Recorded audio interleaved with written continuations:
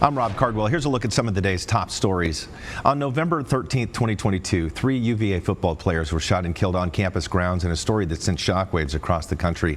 2 years later, a former student admitted to pulling the trigger. Christopher Darnell Jones Jr. pled guilty to 3 counts of first-degree murder in the shooting that killed Devin Chandler, Deshaun Perry, and Lavelle Davis Jr. and wounded 2 others. Investigators say Jones opened fire shortly after he and a group of nearly 24 students returned to campus from a bus trip to see a play in Washington, D.C. Jones faces life in prison when he's sentenced February 4th.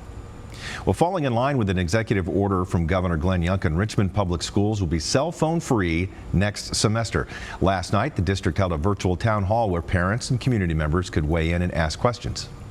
I understand the concerns with not being able to have the access to your students, to your children during the day via their cell phones. But I assure you that our school division and every school in our school division will have practices and procedures.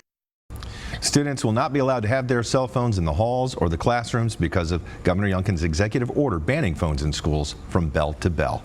And now here's Tom. All right, Rob, thank you so much. It's going to be a cooler day today. We're starting out with some sun. We'll see more clouds by midday and afternoon. It's going to become a bit windy again today, a high near 55. 34 tonight's going to be a chilly night. Outlying areas will get a lot colder than that, mostly clear and cold. The hour-by-hour forecast, we'll start to see some clouds coming in, probably late morning through midday, maybe a sprinkle here or there, and then clearing again through the evening and overnight, only to repeat the same tomorrow, but even colder air comes in for tomorrow, maybe a sprinkle again by tomorrow evening, and then Saturday, kind of the same deal. We start with sun, we see some clouds, and it's going to remain on the breezy side. So cool today, cold tomorrow.